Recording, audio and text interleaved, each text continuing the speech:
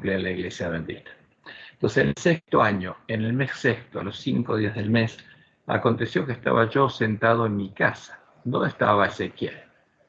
Mientras que Dios mandó a Jeremías a Jerusalén, a los habitantes de Jerusalén para amonestarlos, porque estaba por llegar el tiempo de la destrucción de Jerusalén, a Ezequiel lo mandó a estar con los judíos que habían sido llevados a Babilonia, entre ellos Daniel, que en el 605 a.C. Nabucodonosor se había llevado a muchos judíos, especialmente los príncipes, a Babilonia, a los que Dios le dijo a Jeremías que era el remanente que iba a volver, porque eran los higos buenos, eran las cestas de higos buenos, que él había llevado para bien de ellos a Babilonia.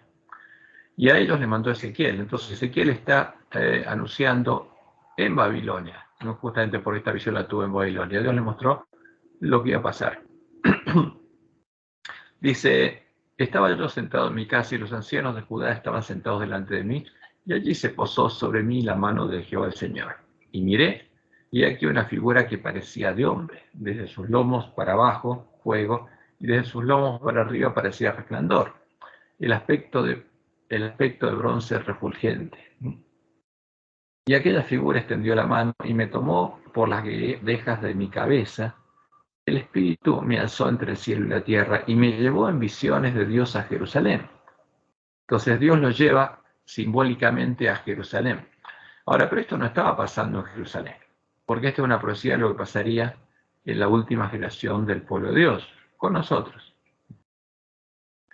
Y me llevó en visiones de Dios a Jerusalén, a la entrada de la puerta de adentro que mira hacia el norte, donde estaba la habitación de la imagen del celo, la que provoca celos. Entonces, ¿qué pasaba? Entonces, en la profecía, Jerusalén se refiere a la iglesia remanente. O sea, siempre que se habla de Jerusalén, en las profecías que Dios le dio, en las profecías, digamos, que hablan del tiempo del fin, se está hablando de la iglesia remanente.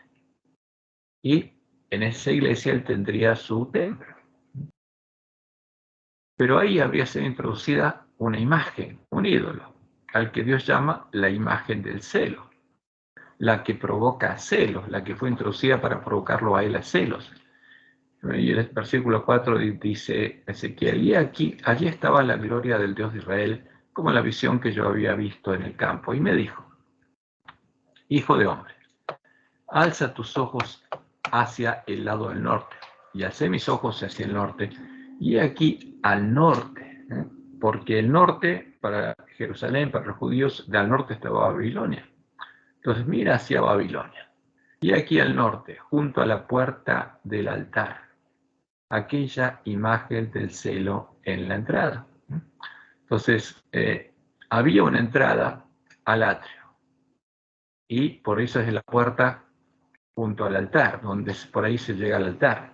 Y después del altar estaba la puerta del lugar santo, la puerta del templo de Dios. Y ahí que estaba, había introducido una imagen, y es la imagen del celo en la entrada. Y me dijo entonces, hijo de hombre, ¿no ves lo que estos hacen? Las grandes abominaciones que la casa de Israel hace aquí para alejarme de mi santuario. ¿Por qué? Porque la imagen del celo no es Jehová, es otro Dios. Entonces, cuando el pueblo de Israel estuviera adorando a otro Dios, llegaría el tiempo en que Dios los dejaría, y los dejaría con los dioses que ellos eligieron adorar. ¿Y qué le dice Jehová? Me dijo entonces, hijo de hombre, ¿no ves lo que estos hacen? Las grandes abominaciones que la casa de Israel hace aquí para alejarme de mi santuario. Pero eso estaría ocurriendo ¿dónde? En nuestra iglesia. Porque esa es una profecía que Dios le mostró a Israel que se cumpliría en nuestra iglesia. O sea, en nuestra iglesia se habría introducido la imagen del celo. Y vamos a ver cuál es la imagen del celo. Pero vuélvete aún y verás abominaciones mayores, porque lo primero que se haría sería introducir esta imagen, a la que Elena identificó claramente como el alfa de las herejías mortíferas sobre la presencia y la personalidad de Dios, porque esa es la imagen a la que empezó a adorar el hombre pecado y puso a esa imagen en lugar de Jehová, en lugar del Dios de sus padres. Y esa imagen sería introducida en la iglesia adventista. Y sigue diciendo justamente, y me llevó a la entrada del atrio y miré, y aquí en la pared un agujero. Ahora, pero en el atrio no hay un edificio. Lo único que hay es el templo, esto es simbólico. Entonces Dios le muestra una pared. Y raro, dice él, porque él quería mostrar algo más. Y en esa pared ve un agujero. Y me dijo, hijo de hombre, cava ahora en la pared. Y cavé en la pared. Y aquí una puerta. O sea, detrás de esa pared había una puerta. Me dijo luego, entra. Entonces Dios le mostró, acá hay una habitación que nadie ve, pero vas a poder entrar. Dijo, entra y ve las malvadas abominaciones que estos hacen allí. Entré pues y miré, y aquí toda forma de reptiles y bestias abominables, y todos los ídolos de la casa de Israel. Entonces, ¿qué pasaba? ¿Qué es esta habitación secreta? Es un símbolo de la mente de los hombres. Entonces Dios le empieza a mostrar lo que hay en la mente de ¿quiénes? De los varones ancianos del pueblo. ¿Qué había en sus mentes? Imágenes de todos sus dioses. Simbólicamente Dios se nos muestra como imágenes de reptiles y bestias abominables. ¿Y qué pasaba? Estaban pintados en la pared por todo alrededor. ¿Qué quiere decir esto? Que alguien, para pintar algo, primero hay que hacerse una imagen en la mente, hay que imaginarlo. ¿Qué quiere decir? Que los ancianos, varones ancianos, estaban imaginando los ídolos y los estaban pintando en sus mentes. Y delante de ellos estaban 70 varones de los ancianos de la casa de Israel. Y Hazanías, hijo de Safán, en medio de ellos, cada uno con su incensario en su mano. Y subía una nube espesa de incienso. Entonces, ¿qué estaban haciendo con estos ídolos? Le estaban orando, ¿no? Porque el incienso es un símbolo de las oraciones. Entonces Dios les muestra a Ezequiel que lo que pasaría en nuestro tiempo, que los varones ancianos le estarían orando a estas imágenes. Y nosotros vamos a ver cómo se cumple esto. Y esto está relacionado con el omega de las herejías mortíferas sobre la presencia y la personalidad de Dios, porque la imagen del celo es el alfa y lleva a la omega. Entonces, y la omega estaría relacionada con la oración. Lo interesante es lo que Dios le mostró a Nahuay también, de lo que sería la omega. ¿Por qué? Porque estas imágenes empezarían a comunicarse con los hombres y a responderles. Porque serían imágenes seductores.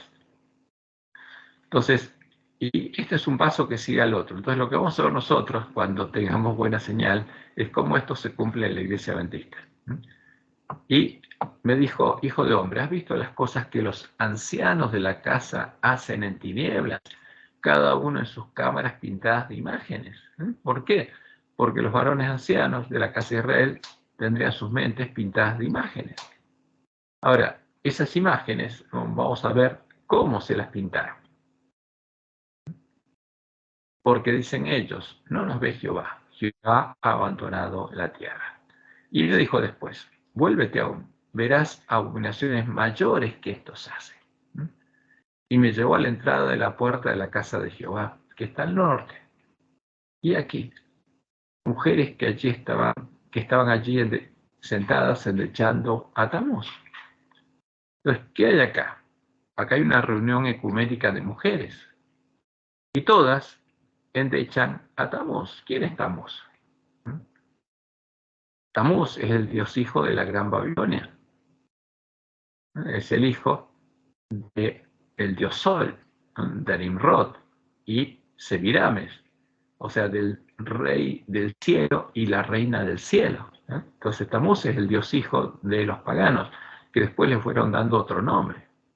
Pero inicialmente fue creado justamente en Babel y fue esparcido por todo el mundo, y algunos lo llamaron Horus, otro Mitra, y estas mujeres lo estarían llamando Jesús.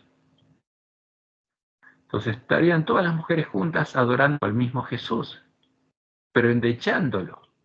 ¿Y por qué endechándolo? Porque según la tradición babilónica, Tamuz murió en un miércoles en la fiesta de carnaval. En la fiesta de carnaval, ahí muere Tamuz. Y por eso Roma, justamente el lunes y martes de carnaval, y el miércoles de golpe se acaba el carnaval, y es miércoles de ceniza.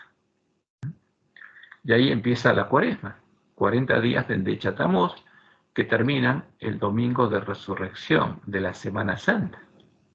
Entonces lo que Dios nos está diciendo acá es claro. Ahora, todas las mujeres estarían adorando al mismo Jesús, pero ese Jesús es Tamuz, no es el verdadero Jesús. Y lo estarían endechando por 40 días, hasta el domingo de resurrección, donde, según la tradición pagana, Semiramis le devolvió la vida. Y esto es una profecía que se cumple literalmente. Vos sabés cómo se cumple la iglesia adventista. Luego me dijo, ¿no ves, hijo de hombre? Vuélvete aún, verás abominaciones mayores que estas. Y me llevó al atrio de adentro de la casa de Jehová, donde está el altar, donde se hacían los sacrificios. Y aquí, junto a la entrada del templo de Jehová, entre la entrada y el altar, porque estaba el altar, estaba la fuente, estaba la puerta de entrada. Y ahí en ese lugar, como 25 varones, dice él, sus espaldas vueltas al templo de Jehová. O sea, dando la espalda a quién? A Jehová y a su templo, y sus rostros hacia el oriente. ¿Y qué hacían? Adoraban al sol, postrándose hacia el oriente. Porque ¿qué hacía el pueblo de Dios? Se postraba mirando al templo de Dios frente a Jehová y dando la espalda al sol. ¿Qué hicieron? ¿Qué estaban haciendo los varones ancianos abiertamente? Dando la espalda a Jehová y adorando al sol, al Dios de Babilonia, postrándose hacia el oriente. Y ya no en secreto, ahora abiertamente en público. Entonces, porque esas son las etapas. Primero se introduce la imagen del celo, la imagen de Baal. Después vienen las oraciones y la omega. Llevan a esa condición que describe justamente la segunda etapa, porque esa es la omega. Y como consecuencia del alfa y la omega, se unen con las otras mujeres ecuménicamente a adorar al mismo Dios, a Tamuz y a las mismas imágenes, y finalmente le dan la espalda a Jehová y adoran abiertamente al Dios de Babilonia. Y ahí llega el tiempo de la ira de Dios. Y me dijo, ¿no has visto, hijo de hombre? ¿Es cosa liviana para la casa de Judá hacer las abominaciones que hacen aquí? Después que han llenado de maldad la tierra, se volvieron a mí para irritarme. He aquí que aplican el ramo a sus narices. ¿Por qué el ramo? A ver, porque el domingo de Ramos era la fiesta en que llevaban un ramo de flores a Tamuz, cuando lo estaban endechando. Y ese era el domingo anterior al domingo de la resurrección, porque ahí empezaba la Semana Santa, el domingo de Ramos. Ahora, ¿tiene algo que ver eso con Jesús? Nada. Porque Jesús entró en Jerusalén, ¿cuándo? El día 10 del mes primero. Entonces, y murió el 14, si el 14, en la semana que murió Jesús, cayó un viernes, porque variaba, caía en cualquier día de la semana, si cayó un viernes, el 10 fue, ¿qué día? Lunes, no un domingo.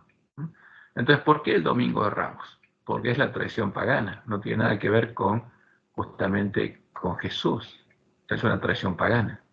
Jesús no entró en justamente Jerusalén, como dice Roma, un domingo, y tampoco le pusieron ramos delante de él, lo que ponían eran palmas, no ramos de flores. El domingo de Ramos es la endecha Tamuz.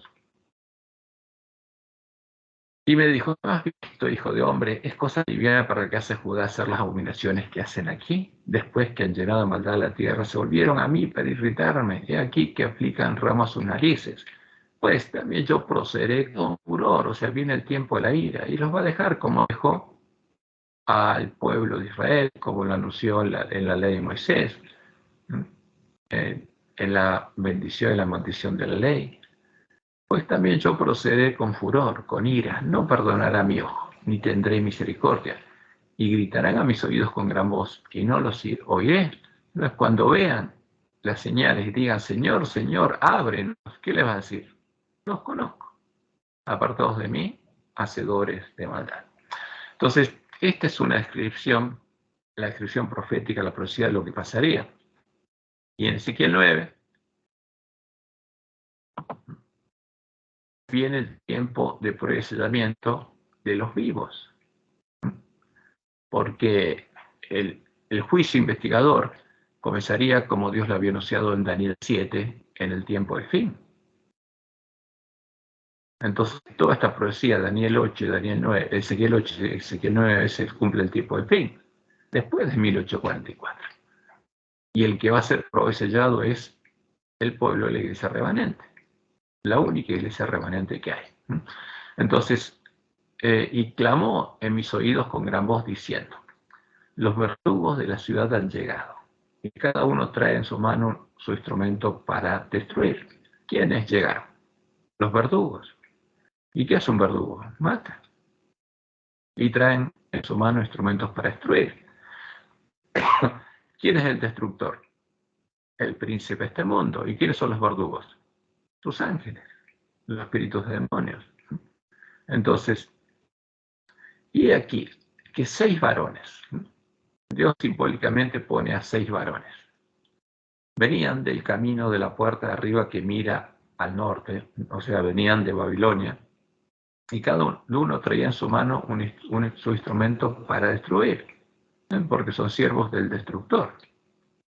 Y entre ellos había un varón vestido de lino, el cual traía a su cintura un tintero escribano. Y entrados se pararon junto al altar de bronce. Y la gloria del Dios de Israel se elevó de encima del querubín, sobre el cual había estado al umbral de la casa. Y llamó Jehová al varón vestido de lino, que tenía a su cintura el tintero de escribano, que es un símbolo del que va a sellar ahora. ¿Y quién es? Jesús. Es una profecía sobre la obra que haría el Mesías en el tiempo de la última generación. Como usa en Apocalipsis 3:12, Jesús dice, el que venciere, ¿qué voy a hacer? Lo haré columna del templo de mi Dios y nunca más saldré de allí, y escribiré sobre él el nombre de mi Dios y el nombre de la ciudad de mi Dios, la Nueva Jerusalén, porque él es el que define quién es vencedor, y escribe en su nombre el nombre de Dios, un hijo de Dios, y el nombre de la Nueva Jerusalén, porque va a ser parte de su esposa. Y le dijo Jehová, pasa por en medio de la ciudad. Y esto es importantísimo. ¿Por dónde pasa? ¿Por todo el mundo? No. Por en medio de Jerusalén. Y acá está hablando de la profecía de Jerusalén en este tiempo, ¿quién es? La iglesia remanente. No es Babilonia. Este es el sellamiento de Jerusalén, no de Babilonia. Cuando llegue el tiempo, habrá tiempo a predicarle al pueblo que está en Babilonia. Y ponles una señal en la frente a los hombres que gimen y que claman a causa de todas las abominaciones que se hacen en medio de ellas. Entonces, y cuando eso estuviera por llegar el tiempo de la ira, antes que llegue el tiempo de la ira, el pueblo antista va a ser probado y sellado, porque estaría en la condición del ángel de la Odisea, sin saber lo que pasa. Y por causa de estas abominaciones estaría en su condición, sería desventurado, miserable, pobre, ciego, estaría desnudo, porque le estaría orando a ídolos. Y a los otros dijo, oyéndolo yo, o sea, a los siervos del príncipe de este mundo, pasad por la ciudad en pos de él y matad, o sea, le da permiso de qué, matar. Pero esto no es una muerte física, es espiritual, ¿no? O sea, háganlos parte del templo del príncipe de este mundo, háganlos parte de la ciudad del príncipe, háganlos parte de la sinagoga del príncipe. No perdone vuestro ojo, ni tengáis misericordia. O sea, se acaba la misericordia. Cuando Jesús pasa y una persona no es sellada, se acaba la misericordia para él. Matad a viejos, jóvenes y vírgenes, niños y mujeres, hasta que no quede ninguno. Pero todo aquel sobre el cual hubiere señal, o sea, al que Jesús le hubiera puesto el sello de Dios, no os acercaréis. O sea, no pueden tocar al pueblo de Dios, a los siervos fieles de Dios, ni a los sellados. Y comenzaréis por mi santuario. Entonces el sellamiento empieza por mi santuario. Comenzaron pues desde los varones ancianos que estaban delante del templo, porque la prueba y el sellamiento empieza por ellos. Porque a los que están cometiendo estas abominaciones hay que advertirles lo que está pasando. Porque la puerta está abierta, es tiempo de gracia y se puede arrepentir. Porque no hay diferencia entre ángeles de la Odisea. Todos estaríamos ciegos. Algunos serían los varones ancianos, pero el llamado de Dios es para todos. Y comenzaréis por mi santuario. Comenzaron pues desde los varones ancianos que estaban delante del templo. Y les dijo, contaminad la casa, llenad los atrios de muertos. Salid.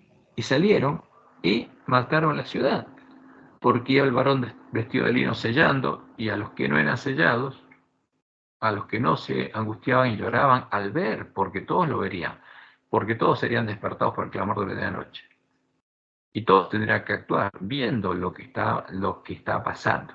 Por eso dice Elena que el mensaje que tenemos que predicar a nuestros hermanos es el mensaje directo que tiene justamente que Jesús quiere que se le dé al ángel de la Odisea, explicándole por qué Jesús dice lo que dice.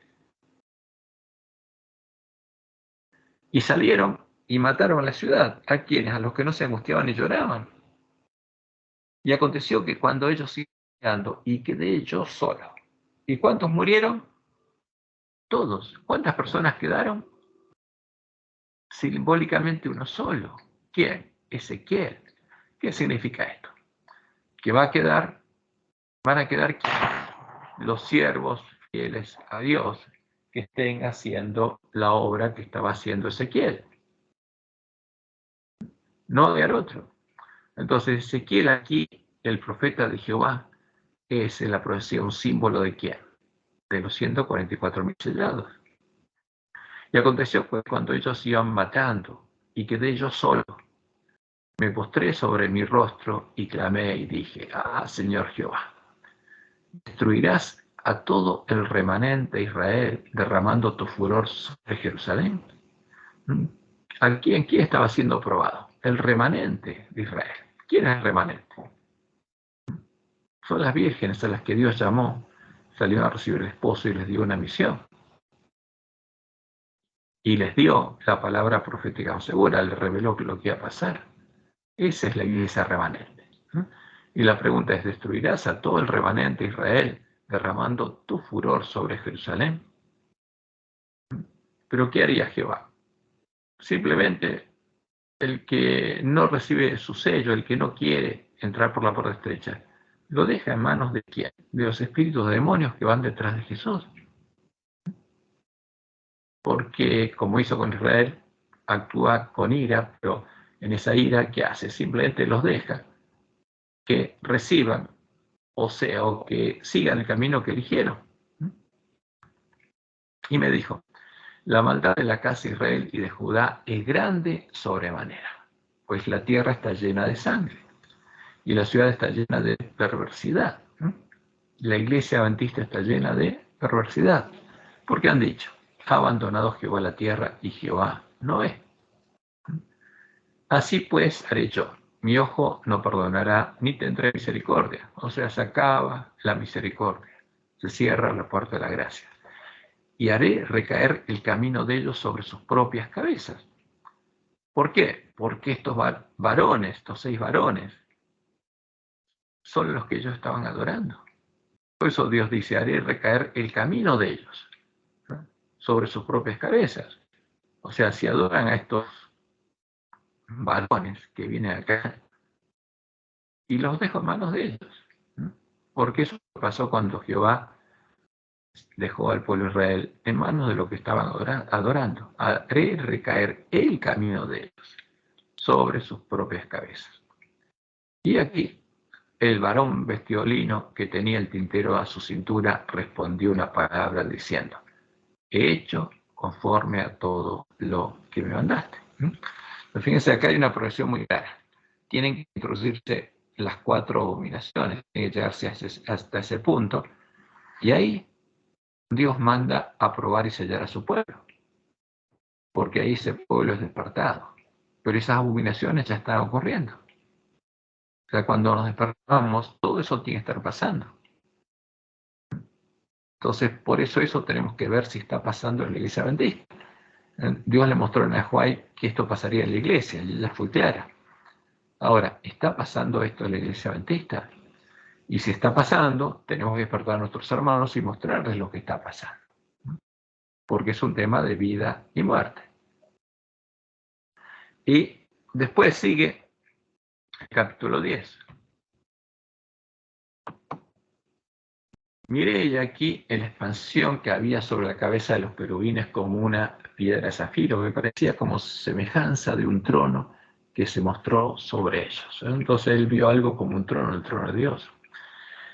Y que Jehová le habló al varón vestido de lino y le dijo: entra en medio de las ruedas debajo de los querubines y llena tus manos de carbones encendidos dentro de los querubines y espárcelos sobre la ciudad. Y entró a vista mía. Y los querubines estaban a la mano derecha de la casa cuando este varón entró, y la nube llenaba el atrio de adentro. Entonces la gloria de Jehová se elevó de encima del querubín al umbral de la puerta, y la casa fue llena de la nube, y el atrio se llenó del resplandor de la gloria de Jehová. Y el estruendo de las alas de los querubines se oía hasta el atrio afuera, como la voz del Dios omnipotente cuando habla. Aconteció pues que al mandar al varón vestido de lino diciendo: toma fuego de entre las ruedas, de entre los querubines, él entró y se paró entre las ruedas. Y un querubín extendió su mano de en medio de los querubines al fuego que estaba entre ellos, y tomó de él, y lo puso en las manos del que estaba vestido de lino, el cual lo tomó y salió. ¿Y qué tiene que hacer?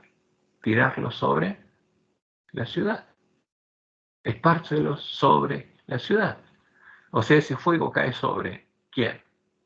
Sobre Jerusalén, sobre la iglesia adventista, porque está hablando de algo que pasa en la iglesia adventista. Y cuando vamos, por ejemplo, a Apocalipsis, justamente cuando entendemos que el sellamiento es el pueblo adventista, y como dice Apocalipsis 7,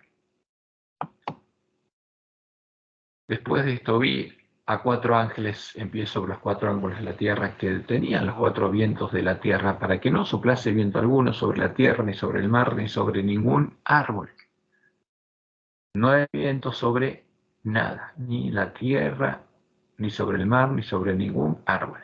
Vi también a otro ángel que subía de donde sale el sol y tenía el sello del Dios vivo. Entonces fíjense, acá hay un paralelo con ¿quién? Con Ezequiel 9, que tiene el sello del Dios vivo.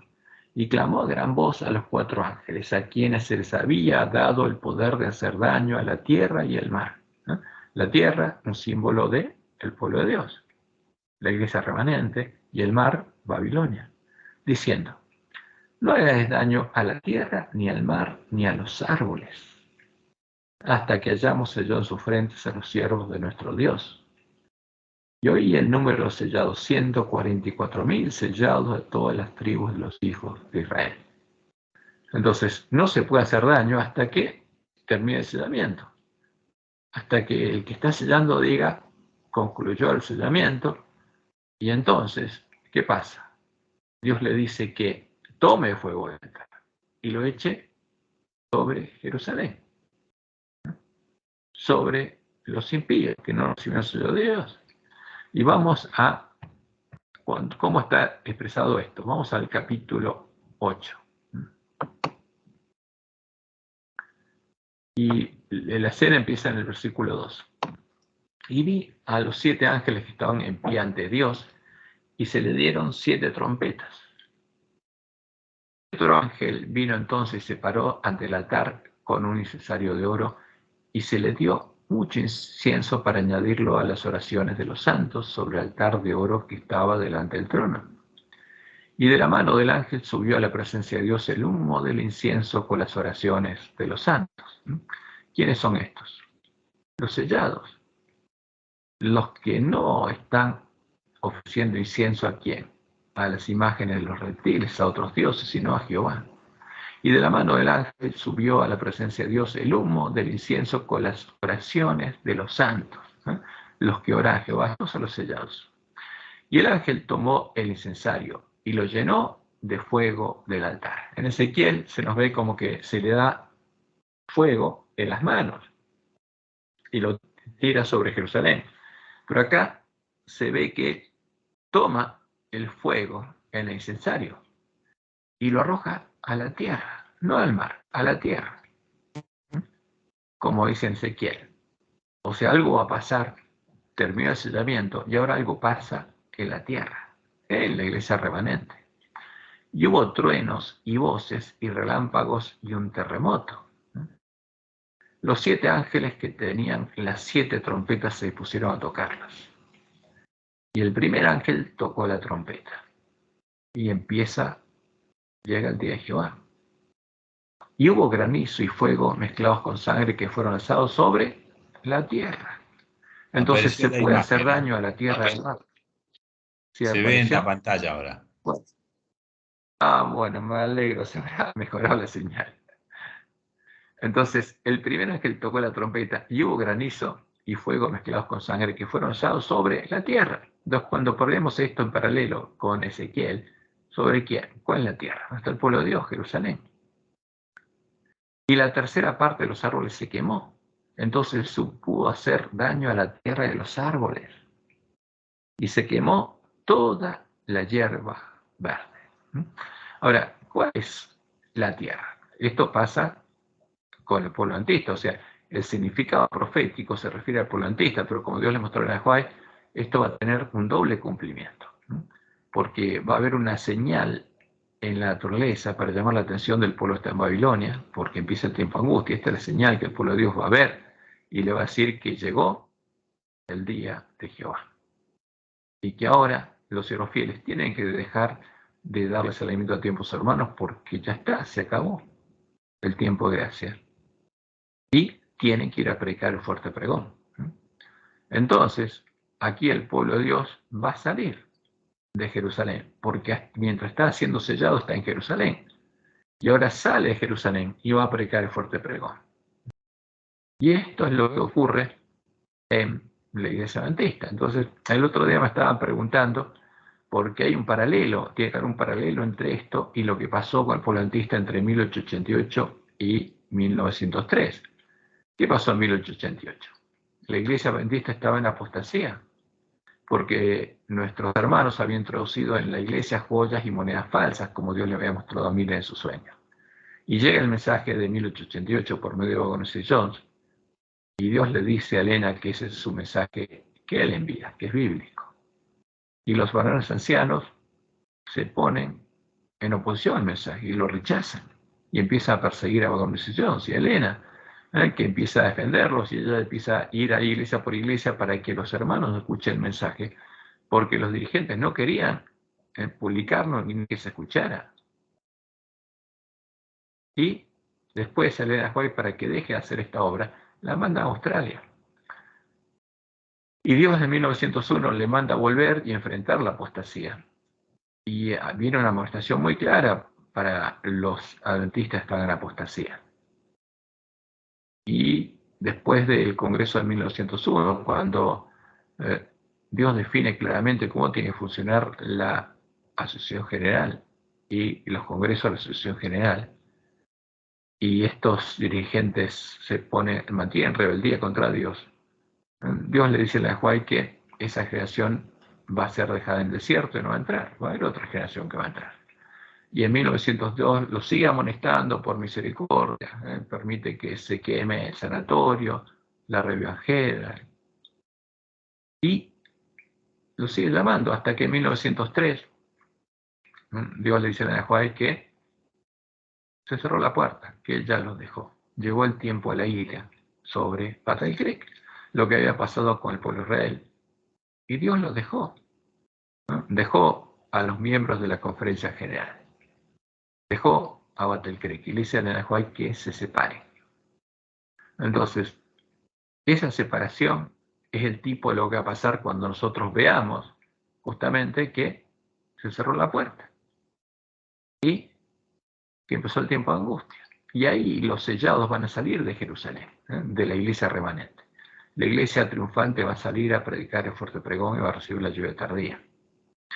Entonces, y eso es lo que nosotros tenemos que entender, porque todo lo que Dios nos mostró que sucedió en el pueblo de Israel, lo que sucedió en la iglesia primitiva, lo que sucedió incluso, como dice Elena, en nuestra propia historia, son enseñanzas para nosotros, para que entendamos estas profecías y nos preparemos.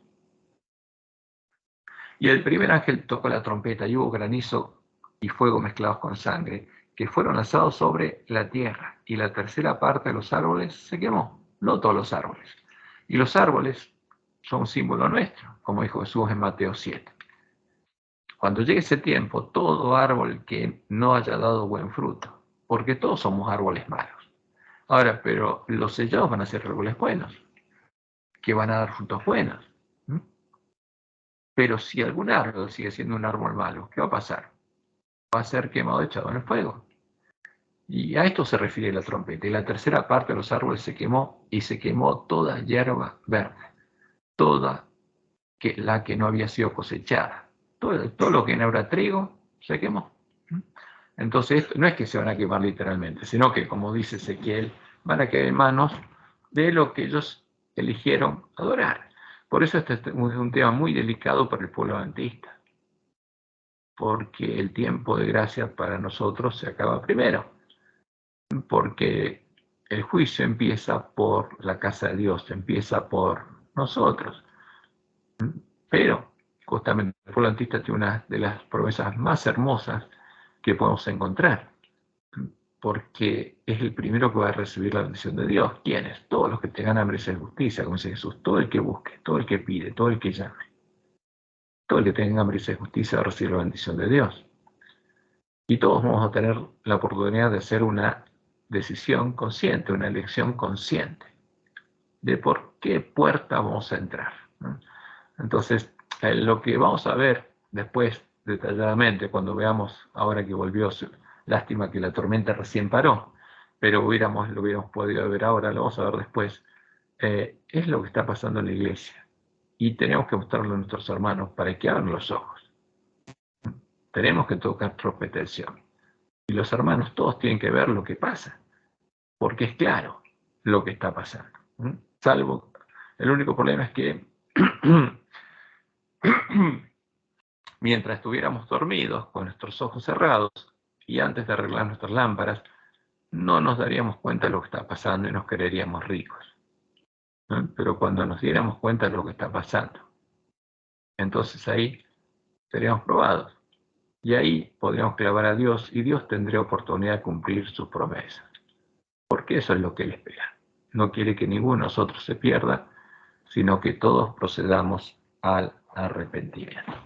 Bueno, este es un bosquejo global en lo que dice la Biblia sobre este tema, y que después lo vamos a ver. Ya son las 9 y algo, si no, lástima que recién ahora volvió el internet, se ve que se despejó un poco, pero lo vamos a ver de nuevo, si Dios quiere, el sábado, porque podríamos verlo mañana, pero ya creo que mejor que lo veamos el sábado, porque se nos está atrasando mucho.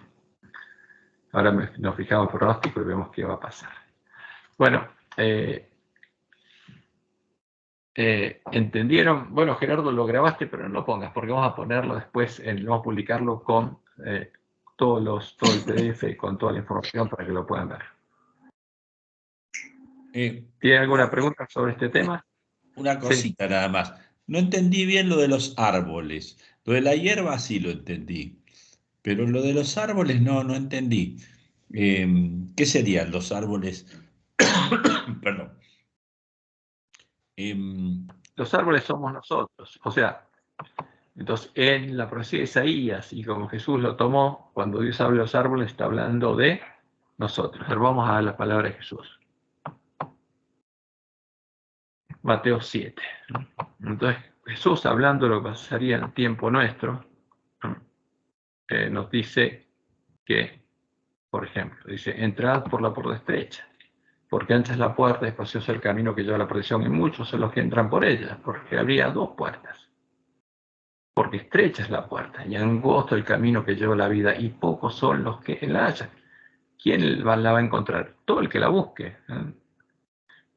Pero ¿por qué habría dos puertas? Dice, guardaos los falsos profetas, que vienen a vosotros como vestidos ovejas, pero son lobos rapaces, por dentro son lobos rapaces. ¿Por qué estaría la puerta ancha y el camino espacioso en medio del pueblo de Dios? Por la obra de los lobos, los siervos de Jezabel. Pero Jesús dice, por sus frutos los conoceréis. ¿Acaso se cogen uvas de los espinos o higos de los abrojos? Así todo buen árbol da frutos buenos, pero el árbol malo da frutos malos. Entonces está hablando a nosotros, entonces nos compara con árboles. Entonces nosotros vamos a ser árboles buenos o árboles malos. Los árboles malos van a ser como los lobos, porque van a estar adorando lo que adoran los lobos y van a estar comiendo, bebiendo con ellos de la mesa de los borrachos. Entonces, el ángel lo decía, está dormido, pero después del tiempo precisamente del pueblo antista, vamos a entrar todos por una puerta o por la otra y vamos a ser árboles buenos o árboles malos. El que recorre el camino, entre por la puerta ancha y llega al final del camino, va a ser un árbol malo, que tenga frutos malos. Y lo interesante es que Jesús dice, no puede el buen árbol dar malos frutos, ni el árbol malo dar frutos buenos. Ahora, ¿pero nosotros qué somos? ¿Buenos o malos? Malos. ¿Podemos dar frutos buenos? No. Pero esa es la promesa de Dios. O sea, tenemos que nacer de Dios. Dios nos tiene que transformar a imagen de Jesús en árboles buenos, que tengan el amor de Dios, el amor de Jesús en sus corazones. ¿Y qué dice Jesús? ¿Por qué Jesús lo habla en este contexto de la última generación? ¿Qué dice? Todo árbol que no da buen fruto es cortado y echado en el fuego. Esos son los árboles que se queman. ¿Quiénes? Todos los adventistas que no tengan buen fruto, que no hayan recibido el sello de Dios, que tengan frutos malos, van a ser cortados y echados en el fuego. Por eso se van a quemar. De eso está hablando Jesús.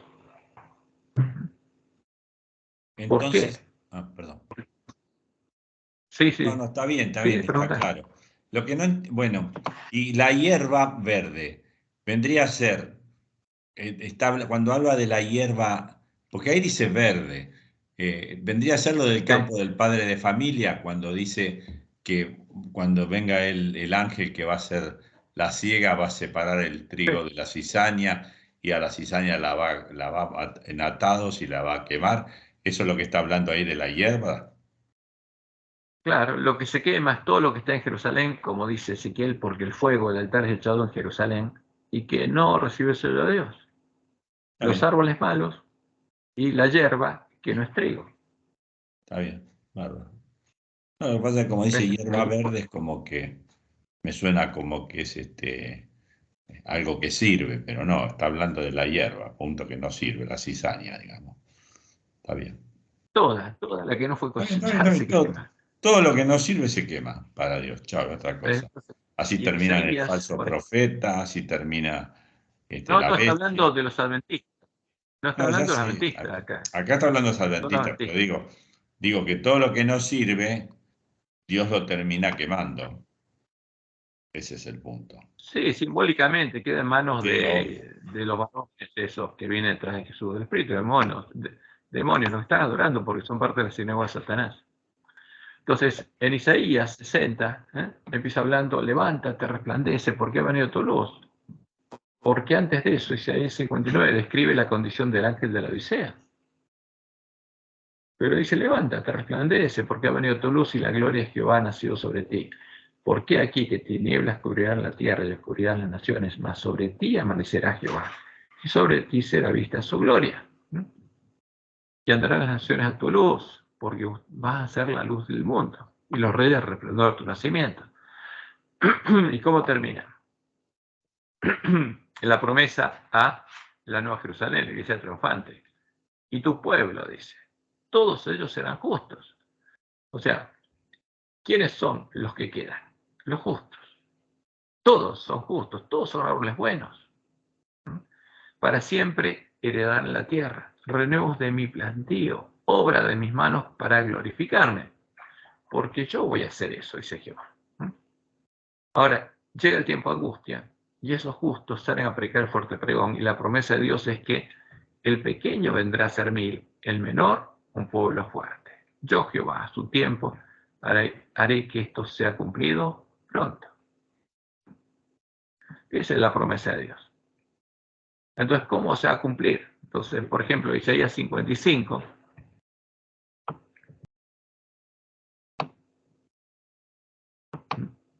Cuando dice a todos los sedientos, a todos los que tengan hambre y sed de justicia, vengan las aguas. Y a los que no tienen dinero, venid, comprad, comed, venid, comprad sin dinero y sin precio, vino y leche. ¿Y cómo es eso? ¿Por qué? Y habla justamente que todo esto será hecho por su palabra, porque como desciende de los cielos la lluvia y la nieve y no vuelve allá, sino que riega la tierra y la hace germinar y producir y da semilla al que siembra y pan al que come, así será mi palabra que sale de mi boca. No volverá a mí vacía, sino que hará lo que yo quiero y será prosperada en aquello para que le envíe. ¿Qué pasaría? ¿Lograría Satanás impedir que los dos testigos vuelvan a la vida y cumplen el propósito por el cual Dios los envió? No. Esa es la promesa de Dios. Así será la palabra que sale de mi boca, no volverá a mi vacía, sino que hará lo que yo quiero y será prosperada en aquello para que la envíe. Porque con alegría saldréis y con paz seréis vueltos. Los montes y los collados levantarán canción delante de vosotros. Y todos los árboles del campo darán palmadas de aplauso. El lugar de la zarza crecerá ciprés. Pues estos son los hijos de Dios. Entonces Dios habla de árboles, pero árboles preciosos. Y en lugar de la ortiga crecerá arrayán. ¿Qué pasa con la ortiga? Será quemada y la arrayán no. Y será Jehová por nombre, por señal eterna que nunca será raída. Entonces Dios habla en su profecía de nosotros como árboles, árboles de justicia. Esa es la promesa de Dios. Entonces, los que no se queman son los árboles buenos. Y lo que se quema es lo que rechazó el llamado de Dios. Lo interesante es cuando vamos a Isaías 59, ¿cómo estaría su pueblo? Fíjense, dice, he aquí que no se ha cortado la mano de Jehová para salvar, ni se ha grabado su oído para oír. Pero vuestras iniquidades han hecho división entre vosotros y vuestro Dios. O sea, como dice en Isaías 58, ¿por qué Dios no puede contestar? Por las iniquidades de su pueblo, por lo que está pasando. Y vuestros pecados han hecho ocultar de vosotros su rostro para no oír. Porque vuestras manos están contaminadas de sangre y vuestros dedos de iniquidad. Vuestros labios pronuncian mentira. Habla maldad vuestra lengua. No hay quien clame por la justicia, ni quien juzgue por la verdad. Confían en vanidad y hablan vanidades, conciben maldades y dan a luz iniquidad. Incuban huevos de áspide, de serpiente. Porque ¿de quién sembró esos huevos? El príncipe de este mundo. Y tejen telas de arañas. El que comiere sus huevos morirá, y si los apretaren, saldrán víboras. Sus telas no servirán para vestir. Y acá está cubriendo la condición de su pueblo.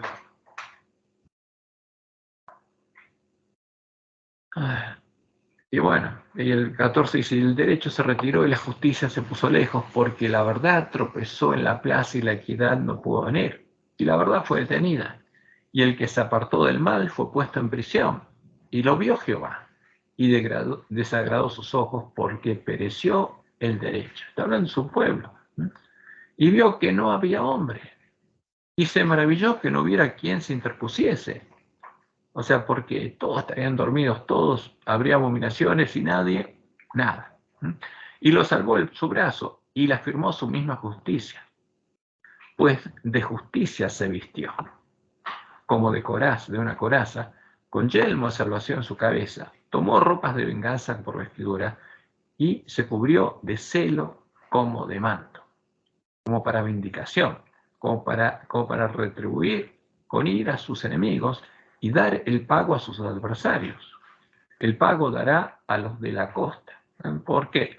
Porque como después cuando uno pone línea sobre línea, Dios está diciendo que la condición de su pueblo en este tiempo sería debido a la obra de Babilonia, de los lobos vestidos de ovejas. Entonces Dios dice, bueno, se acabó. Y ahí viene el tiempo de sellamiento, ahí viene el tiempo donde manda el varón vestido de lino. Y esa es la promesa, versículo 59. Y temerán desde el occidente el nombre de Jehová, y desde el nacimiento del sol su gloria, porque vendrá el enemigo como río. Y esta es la omega, porque el enemigo viene simulando ser el Espíritu de Dios, para hacer habitación de demonios al pueblo anticristo. Viene el enemigo como río, más el Espíritu de Jehová el Señor levantará bandera contra él. Y hay un conflicto. Y vendrá el Redentor a Sión, está hablando a su pueblo, a Jerusalén, y a los que se volvieren de la iniquidad en Jacob, porque estaríamos en una condición terrible, dice Jehová. ¿A quiénes? A los que abran los ojos, vean, se angustien y lloren y se vuelvan de la iniquidad. Y este será mi pacto con ellos, dijo Jehová, el espíritu mío que está sobre ti, y mis palabras que puse en tu boca, no faltarán de tu boca, ni de la boca de tus hijos, ni de la boca de los hijos de tus hijos, dijo Jehová, desde ahora y para siempre. Porque Dios lo va a hacer parte de su templo, parte de su habitación, y va a cumplir la promesa, las promesas del nuevo pacto. Y esto van a ser renuevos suplantivos, obras de las manos de Dios. Por eso a este pueblo se le dice, levántate, resplandece. Esta es una condición terrible. Pero Dios muestra, mire, esta es la condición en la que va a estar este pueblo. Esta es la condición del ángel de la Odisea. Pero ¿qué le dice Jehová a su pueblo? Levántate, resplandece, porque ha venido tu luz y la gloria de Jehová nació sobre ti. Porque aquí que tinieblas cubrirán la tierra y oscuridad las naciones. O sea, ¿la tierra cuál es? Su pueblo. Estaría cubierto de tinieblas. Y el resto del mundo de oscuridad. Mas sobre ti amanecerá Jehová y sobre ti será vista su gloria. Esa es la promesa para su pueblo, para el remanente de su pueblo. Entonces, cuando vemos todo lo que Dios anunció y lo ponemos línea sobre línea, entendemos cuál es el evangelio para el pueblo adventista, que estaría en la condición del ángel de la Odisea. Pero Dios lo estaría llamando, aún lo estaría llamando, porque la puerta aún estaría abierta. Aún se dice hoy para el pueblo adventista. Pero se va a cerrar la puerta, porque la profecía de la fiesta solemne se cumple al pueblo adventista y la trompeta tiene que sonar en Sion. Pero anuncia la trompeta que el día 9, a la puesta del sol, es quitado el continuo y se cierra la puerta. En el día y la hora, que nadie sabe. Por eso nuestra misión es darle alimento a tiempo a nuestros hermanos. Esa es la misión que Dios nos dio. Y por supuesto, clamar a Él, porque Él tiene que cumplir sus promesas a nosotros.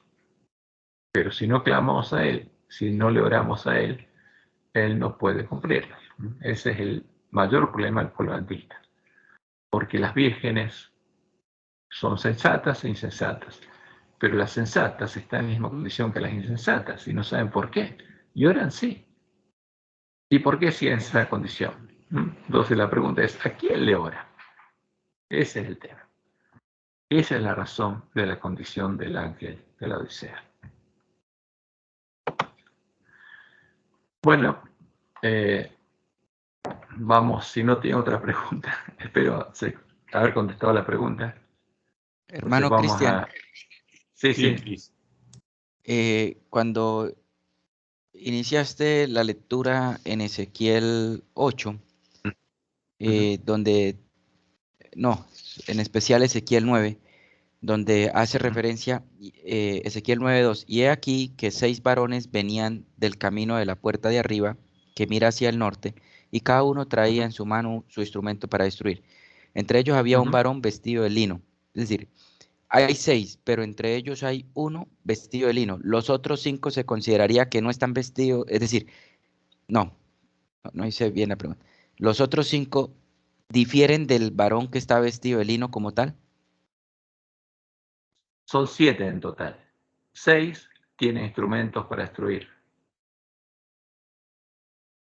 Y entre ellos, porque estaban rodeándolo, venía el varón vestido de lino, estaban detrás de él.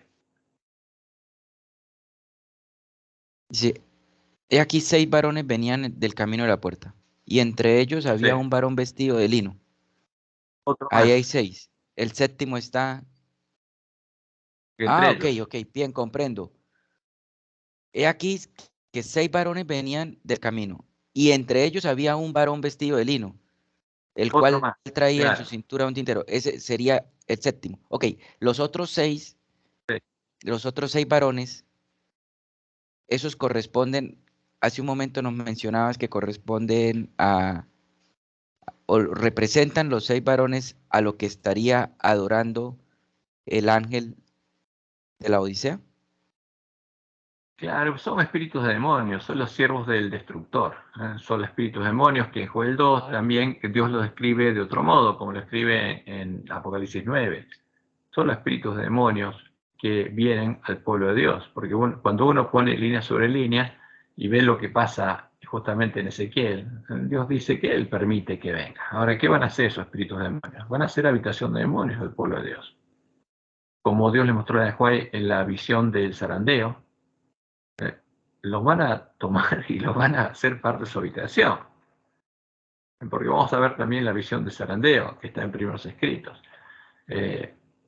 Y eso es importante que todos lo entendamos, porque hay una secuencia muy clara de todo lo que aparece en la iglesia adventista. Entonces, ahí es donde ella pregunta por ese zarandeo y se le contesta que ese zarandeo lo produciría la predicación del testimonio directo, ¿no?, del mensaje que el testigo fiel le da al ángel de la Odisea. Porque eso va a hacer que algunos se angustien y lloren y clamen angustiosamente y perseverantemente a Dios, y esos van a ser protegidos. Y los otros van a ser arrastrados. Ella dice, los perdí de vista. O sea, pero en la iglesia adventista, dentro de la iglesia estarían los espíritus de demonios, ¿no?, estos varones, estos 6 varones, el símbolo que Dios usa en Ezequiel. Y en Joel los muestra de otro modo, ¿no? Pero se trata de eso, de los que vienen los siervos del destructor.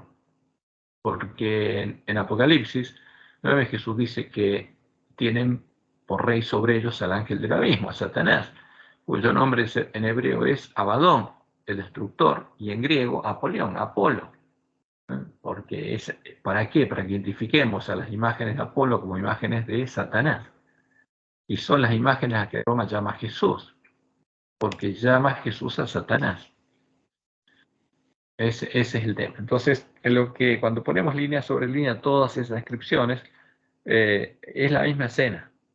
Y esto representa a los espíritus de demonios, que vienen a ser parte de la sinagoga de Satanás, a todos los que no se angustien y lloren y no clamen a Dios. Yo, Eh, perdón, pero acá estos individuos que vienen con estos seres, digamos, son espíritus de demonio. ¿Y por qué, por ejemplo, cuando viene Dios a destruir Sodoma y Gomorra, en realidad los 3 que vienen, uno es Jehová y los otros 2 son ángeles que vienen con Dios para destruir? Entonces, yo no puedo decir lo mismo, no puedo decir que son espíritus de demonio, porque está bien claro que los que vienen y se sientan a comer con Abraham, después con Lot, no son, yo no puedo decir que son espíritus de demonio, porque de hecho los invita a pasar a su casa, comen con él, etcétera, etcétera. Entonces, no me queda claro distinguir entre una cosa y la otra, porque en un momento Dios actúa, Él destruyendo en persona a través de sus ángeles, y acá es como que manda espíritus de demonios que vienen con Jesús. Primero Él pasa con el tintero, les escribe, les pone el sello de Dios, y después es como que libera a los otros 6 para que hagan su obra destructiva. Es decir, ¿cómo se entendería esto? Porque vamos a verlo de 2 puntos de vista. Llega el tiempo de la ira. ¿Y qué hace Dios? Como dijo, porque lo que tenemos que empezar viendo es eso, que no lo vimos porque no vimos el PDF que lo estaba preparando para que lo viéramos ordenadamente. Pero ¿qué pasó en el tiempo cuando llegó la ira sobre Israel? Dios lo dejó, ¿y en manos de quién? de lo que estaban adorando. ¿De qué estaban adorando? Como dice claramente el Cántico Moisés. Adoraron a los demonios y no a Dios. Entonces lo dejó en manos de los demonios. Y como dice el mismo cántico, ¿a quién estaríamos adorando nosotros? A una falsa roca, que son dioses en vez de a Jehová. A la falsa roca a la que adoró el hombre pecado cuando abandonó al Dios de sus padres y se fue detrás del Dios de la fortaleza, el Dios de la bestia romana. Pero a ver, vamos por partes. ¿Cómo lo podemos ver? Vamos a Apocalipsis. A ver, esperen que... tenemos compartido, ¿no? Sí, no hay problema.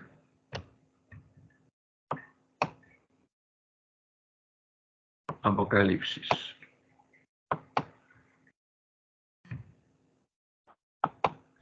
Porque acá hay algo similar. Acá no hay duda de que se trae, pero es lo mismo. Entonces, el quinto ángel tocó la trompeta. Estábamos en medio del tiempo de angustia. Pasó la primera, segunda, tercera y cuarta trompeta. Eso los juicios destructores de Dios. Y llega el tiempo de la quinta trompeta. Y vi una estrella que cayó del cielo a la tierra. ¿Quién es? El príncipe. Y se le dio la llave del pozo del abismo. Se le permite abrir su reino para que salgan de ahí. Y abrió el pozo del abismo. Y subió humo del pozo como humo de un gran horno, y se oscureció el sol y el aire por el humo del pozo. Simbólicamente salen de ese pozo los espíritus demonios, porque ahí se les permite actuar. Y del humo salieron langostas sobre la tierra, y se les dio poder, como tienen poder los escorpiones de la tierra, y se les mandó que no dañasen, ¿qué cosa? A la hierba de la tierra. Fíjense, primera trompeta se quema. Y no hay más hierba, pero ahora hay hierba nueva. ¿Qué significa esto? Los que en el tiempo de angustia salió de Babilonia, empezó a entrar al reino de Dios, germinó la semilla del trigo del corazón, salió de la hierba y está creciendo hasta tener fruto. Entonces, ¿qué se le dice a estos que son los siervos del príncipe de este mundo? Que no los pueden tocar. Que no dañasen a la hierba de la tierra, a los que salieron de Babilonia, nacieron Dios y están creciendo y recorriendo el camino angosto. Ni a cosa verde alguna, ni a ningún árbol, porque los árboles ya son grandes, está hablando de los 144.000, sino solamente a los hombres que no tuviesen el sello de Dios en su frente. Entonces, ¿a quién pueden dañar? A los impíos solamente. Y les fue dado, no que los matase a los impíos, sino que los atormentase 5 meses, y su tormento era como tormento de escorpión cuando hiere al hombre. Y aquellos días los hombres buscarán la muerte, pero no la hallarán, y ansiarán morir, pero la muerte huirá de ellos. Y estos son los siervos del príncipe de este mundo. El aspecto, dice, de las langostas era semejante a caballos preparados para la guerra. Y las cabezas tenían como coronas de oro. Sus caras eran como caras humanas. Tenían cabello como cabello de mujer, como lo describe Joel 2. Con larga cabellera, los espíritus demonios. Sus dientes eran como de leones. Tenían corazas como corazas de hierro. El ruido de sus alas era como estruendo de muchos carros de caballos corriendo a la batalla. Tenían colas como de escorpiones y también aguijones, y en sus colas tenían poder para dañar a los hombres durante 5 meses. Y tienen por rey sobre ellos ¿a quién? Al ángel del abismo. O sea, son los ángeles del ángel del abismo, son los demonios, cuyo nombre en hebreo es Abadón, el destructor, y en griego Apolión, Apolo. Entonces, acá se los describe, y lo interesante es que no pueden tocar a ninguno del pueblo de Dios, no pueden tocar a la hierba verde, ni a ningún árbol, ni a ninguno tenga el sello de Dios, solo a los impíos, a los que están en Babilonia, no a los que salieron de Babilonia y entraron por las puertas de la ciudad de Dios. Entonces, esto, lo mismo que pasa acá, ocurre antes en medio del pueblo de Dios, porque vamos a Joel.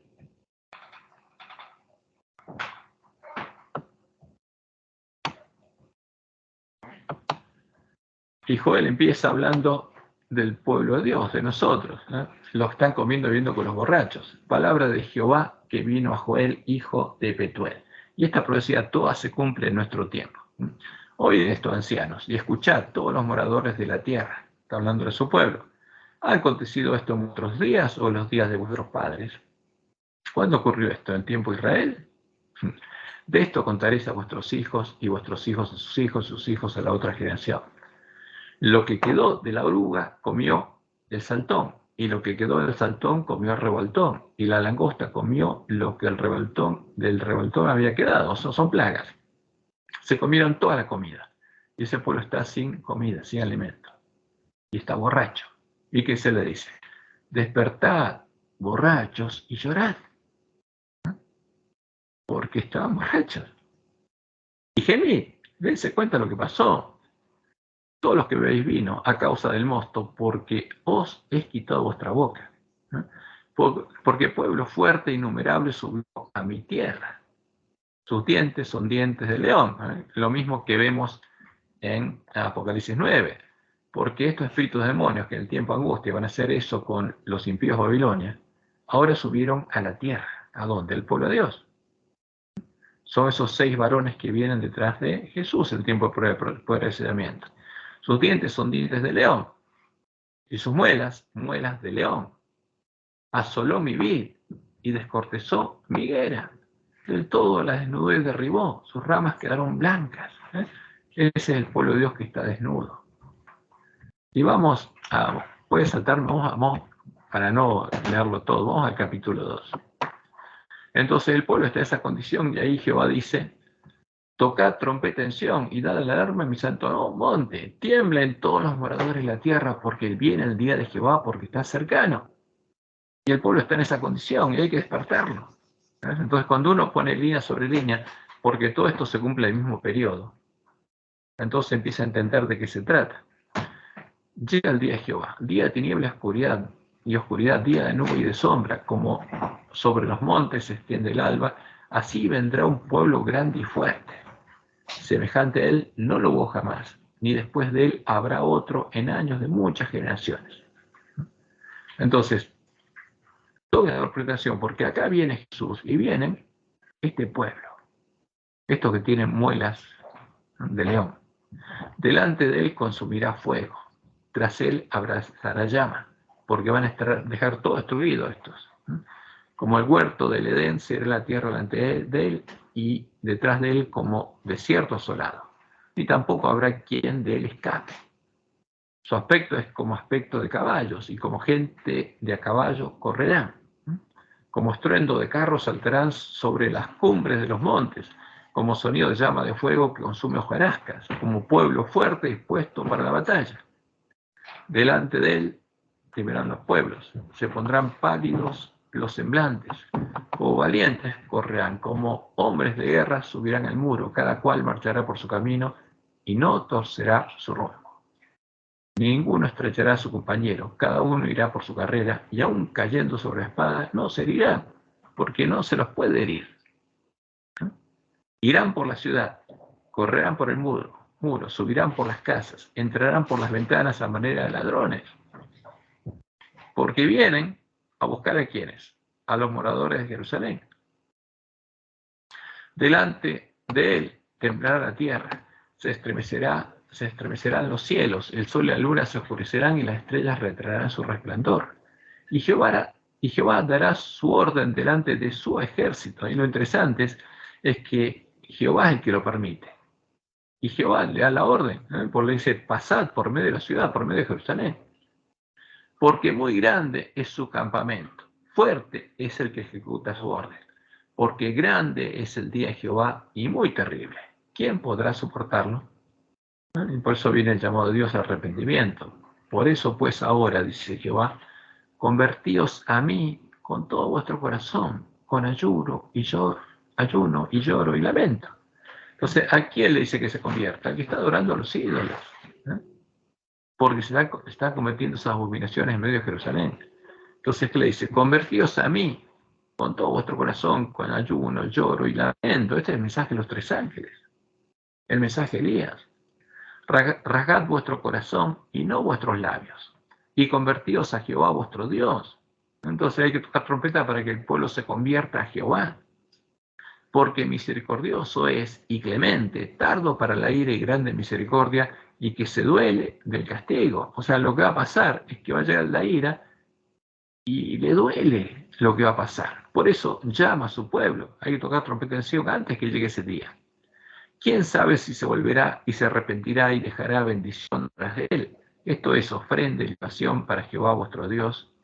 Entonces, tocad trompeta en Sion, proclamad ayuno, convocad asamblea, reunid al pueblo, santificad la reunión, juntad a los ancianos, congregad a los niños y a los que maman. Salga de su cámara el novio y de su tálamo la novia. Entre la entrada y el altar. ¿Qué está pasando ahí? Los 25 varones estarían adorando ¿a quién? Al sol. Y en el mismo lugar, en medio del pueblo de Dios, donde los varones ancianos estarían adorando al sol, a Baal. Entre la entrada y el altar, lloren los sacerdotes, ministros de Jehová, los siervos de Dios, lloren, angústiense y lloren. Y digan, perdona, oh Jehová, a tu pueblo, y no entregues a la oprobio tu heredad, para que las naciones se enseñoreen de ella. ¿Por qué han de decir entre los pueblos, ¿dónde está su Dios? Entonces, ¿y cuál es la respuesta de Dios? Dice, va a contestar, y Jehová, solícito por su tierra, perdonará a su pueblo, a todo el que clame a él. Por eso este mensaje. Responderá Jehová y dirá a su pueblo, he aquí, yo os envío pan, mosto y aceite, les envío el verdadero alimento a tiempo, y seréis saciados de ellos, y nunca más os pondré en oprobio entre las naciones. Y haré alejar de vosotros a quién, al del norte. ¿Quién es el del norte? Satanás y a su ejército. Y lo echaré en tierra seca y desierta, su faz será hacia el mar oriental y su fin hacia el mar occidental, y exhalará su hedor y subirá su pudrición, porque hizo grandes cosas. Esto es lo que pasa después de la batalla. Y dice, tierra, no temas, alégrate y gózate, porque Jehová hará grandes cosas. Esa es la promesa de Dios. Animales del campo, no temáis, porque los pastos del desierto reverdecerán, porque los árboles llevarán su fruto, la higuera y la vid darán sus frutos. O sea, va a haber fruto en mi campo, dice Jehová. Vosotros también, hijos de Sión, alegraos y gozaos en Jehová vuestro Dios, porque os ha dado la primera lluvia a su tiempo, y hará descender sobre vosotros lluvia temprana y tardía como al principio. Entonces, todo cuando se toque trompeta y el pueblo de Dios vea, y los que se angustien y lloren, clame a Jehová. ¿Qué va a prometer Jehová? Volver a dar la lluvia temprana y la tardía. Y el verdadero alimento, las eras se llenarán de trigo. O sea, va a crecer el trigo, sí. Y los lagares rozarán de vino y aceite. Y os restituiré los años que comió la oruga, el saltón, el revoltón y la langosta, mi gran ejército que envié contra vosotros. Porque yo voy a permitir que entren los lobos vestidos de ovejas. Y la promesa es, comeréis hasta saciaros, y alabaréis el nombre de Jehová vuestro Dios, el cual hizo maravillas con vosotros. Esa es la promesa de Dios. Dios va a hacer cosas maravillosas con nosotros. Y nunca más será mi pueblo avergonzado. ¿Y qué va a pasar con ese pueblo? Y conoceréis, estos son 144.000, que en medio de Israel estoy yo, y que yo soy Jehová vuestro Dios, y no hay otro. Porque el pueblo volverá a conocer a Jehová, y mi pueblo nunca más será avergonzado. Porque los sellados son el pueblo que conoce a su Dios, los que tienen escrito el nombre de Dios y el Cordero en la frente. Y conoceréis que en medio de Israel estoy yo, y que yo soy Jehová vuestro Dios, y no hay otro. Y mi pueblo nunca más será avergonzado. Y ahora empieza el tiempo de angustia. Y después de esto, después de que a los afligidos en Sión, Dios le dé su bendición, y haya hecho maravillas con ellos, después que tengan 144.000 sellados, y después de esto, ahí viene el tiempo de angustia. Derramaré mi espíritu sobre toda carne, y profetizarán vuestros hijos y vuestras hijas, vuestros ancianos soñarán sueños, y vuestros jóvenes verán visiones. Y también sobre los siervos y sobre las siervas derramaré mi espíritu en aquellos días, y daré prodigios en el cielo y en la tierra, sangre y fuego y columnas de humo. El sol se convertirá en tinieblas y la luna en sangre antes que venga el día grande y espantoso de Jehová. Y todo aquel que invocare el nombre de Jehová será salvo. Entonces ahí viene el fuerte pregón, y todo el pueblo que está en Babilonia, y todo aquel que invocar el nombre de Jehová será salvo, porque en el monte de Sión, el reino de Dios, y en Jerusalén, habrá salvación, como ha dicho Jehová, y entre el remanente al cual él habrá llamado. ¿Y cuál es ese remanente? Los 144.000 que estarán en la cima del monte Sión con Jesús, llamando al espíritu de la esposa, llamando al pueblo que está en Babilonia, para que entre por las puertas de la ciudad de Dios y coma del fruto del árbol de la vida y beba del agua de la vida gratuitamente. Ahora, ¿pero qué viene primero? El tiempo en que vienen los espíritus de demonios. Y al que no se vuelve de la iniquidad en Jacob, y Dios no puede hacer nada por él. Ese es el tema. Entonces, estos varones son este ejército de acá, que tienen las muelas de león, que son los espíritus demonios, y acá, como dice aquí el 1, Joel 1 dice que son los de larga cabellera. Son los mismos. Por eso, cuando uno pone línea sobre línea todas las profecías sobre este tiempo específico, ahí queda claro que eso se tratan de los espíritus demonios, los ángeles que van a ser habitación de demonios a todos los que entren por la puerta ancha. Bueno, espero que haya quedado. Cuando ponemos todo, tiene que cumplirse todo en el mismo lugar, así que ese es el significado que yo le vi a estas cosas. Bueno, ustedes tienen que analizarlo y ver si esas cosas son así o no. Hermano Cristian, ahí Sí. en Joel, espérame, me ubico, en Ezequiel, disculpe, Ezequiel 9, aquí en el versículo 2, cuando dice, varones venían del camino de la puerta de arriba que mira hacia el norte.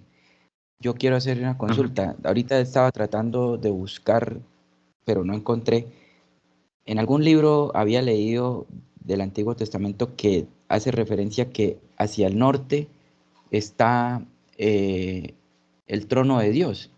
¿Estoy en lo correcto o estoy de pronto, es decir, o estoy de pronto fallando ahí en ese aspecto? No, en lo que no estás correcto, no estás fallando. Cuando habla de lo que Satanás quiso hacer en el cielo, ¿no? Porque en Isaías 14 está, que dice, pondré mi trono, ¿dónde? A los lados del norte, el monte de Dios. Y seré semejante al Altísimo. Pero en este caso, el trono de Dios está en el templo.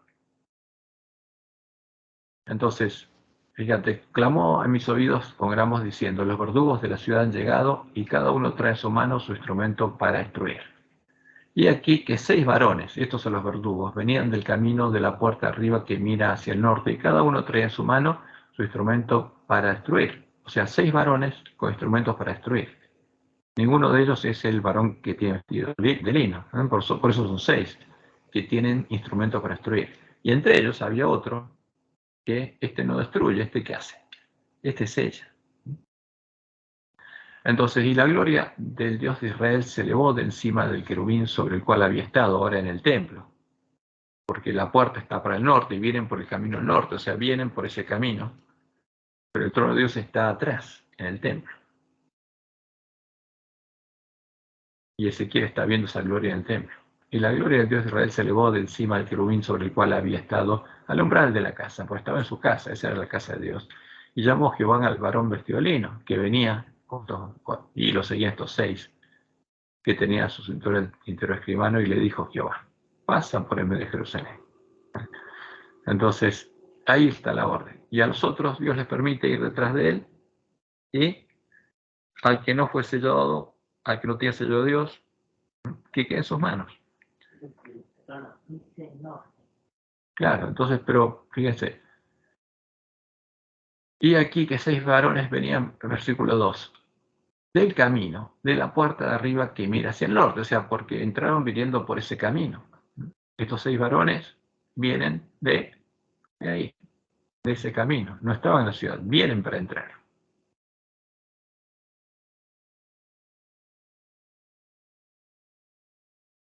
¿Se entendió, William? Sí, ya lo estoy comprendiendo más, sí, hermano Cristian. Tratando de Sí, lo estoy tratando ya. tenemos que ver Sí hay sin la duda hay una figura. diferencia. En algún tiempo lo había visto con que era 6 y uno de ellos era llamado, pero ahora lo noto muy bien porque todos traen instrumento para instruir. Sin embargo, el Sí. varón vestido de lino difiere porque él trae otro elemento, ¿sí? Ujú, Y cuando vemos que venían del camino de la puerta de arriba que mira hacia el norte, mm, ujú. voy a decirlo, y de pronto me asisten si es así o no. Es decir, venían del camino de la puerta de arriba que mira hacia el norte es porque en algún tiempo atrás, antes de que esto se hiciera, ellos de allá fueron expulsados, ¿sí?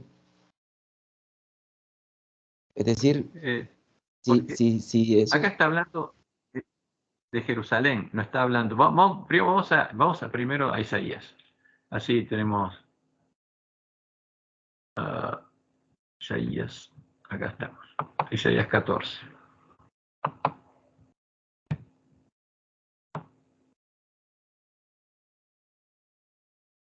Versículo 12. ¿Qué dice ahí? ¿Cómo caíste del cielo, oh lucero, hijo de la mañana? ¿No? Porque Lucifer no es la estrella de la mañana, es hijo de la mañana. Cortado fuiste por tierra, tú que debilitabas a las naciones, tú que decías en tu corazón, subiré al cielo, en lo alto, junto a las estrellas de Dios levantaré mi trono, y en el monte del testimonio me sentaré a los lados del norte. Sobre las alturas de las nubes subiré y seré semejante al Altísimo. Mas tú derribado eres hasta el Seol, a los lados del abismo, por eso es el ángel del abismo. Entonces, ¿qué pasó? En el cielo, él simbólicamente quería sentarse en el monte del testimonio, o sea, el monte es un símbolo del reino de Dios, a los lados del norte, ¿eh? Sentarse como Dios y ser semejante al Altísimo. Entonces, por eso, el verdadero rey del norte es Jehová. Pero el falso rey del norte es él, el príncipe de este mundo. Y en Jerusalén, al norte tenía Babilonia y al sur tenía Egipto. Entonces lo que está simbólicamente diciendo acá, como después lo dice diciendo que tienen muelas de león, ¿eh? Porque está hablando que vienen de Babilonia, el reino del príncipe de este mundo, la gran Babilonia. Son los ángeles que habitan en el reino del príncipe de este mundo. Entonces, esta escena es en el cielo, pero ahora en la tierra, Jehová tiene su templo, perdón, tenía su trono o tiene su trono en Jerusalén.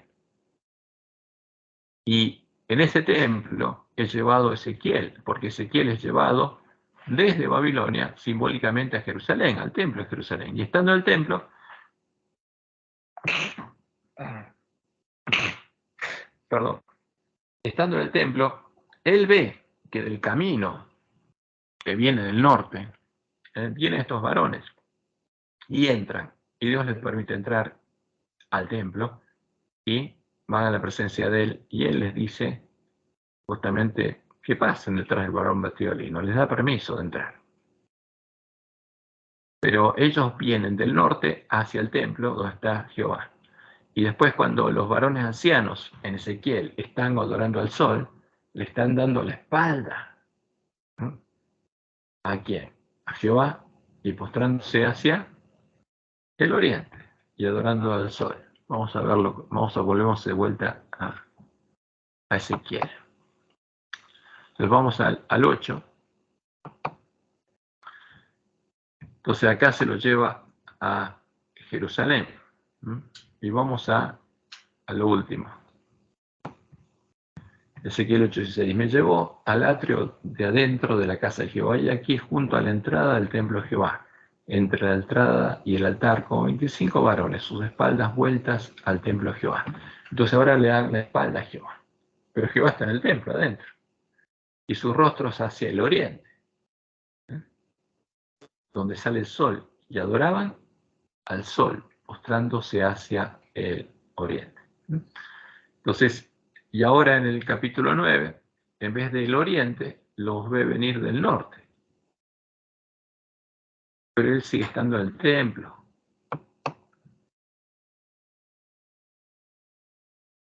Y clamó a mis oídos con gran voz diciendo, los verdugos de la ciudad han llegado y cada uno trae en su mano su instrumento para destruir. ¿Quién le dijo eso? Jehová le dijo.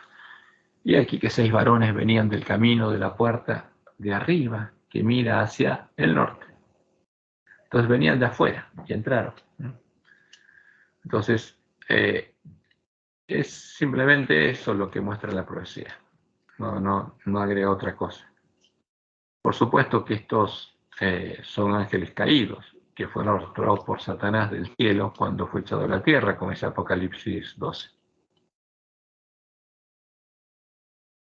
Sí, lo trato de notar desde la perspectiva que son ángeles caídos y pues fueron arrojados desde el tiempo de atrás, ¿sí? Sí, seguro. Los que arrastró Satanás cuando fue arrojado a la tierra. Sí. Hermano Cristian, quería hacerte una pregunta, pues él ahora ya son las 9:53, pero así un bosquejo breve. En Apocalipsis, más o menos, de pronto voy a decir Apocalipsis 16, 17, por ahí, se mencionan 3 espíritus inmundos que salen a manera de rana. En estos días alguien me manifestó, me dijo, mira, Satanás siempre trata de imitar las cosas de Dios. Entonces, esos 3 espíritus inmundos que salen a manera de rana, de hecho creo que apalancaba a la persona un poquito en lo que alguna vez predicó el pastor Esteban Bor sobre ese tema. Entonces dice, esos 3 espíritus que salen de ahí es porque Satanás también trata de imitar las cosas de Dios. Quiere decir que el Padre es una persona, el Hijo es otra persona y el Espíritu Santo es otra persona.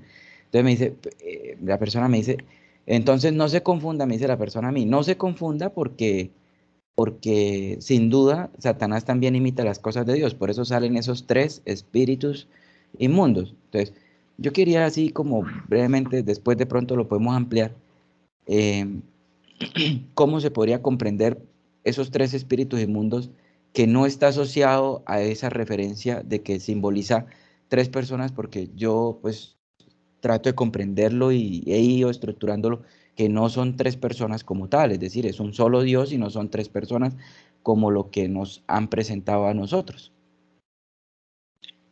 A ver, en Apocalipsis, el Espíritu de Dios, cuando se habla de Espíritu de Dios, se habla de los 7 ojos o las 7 brazos del candelabro.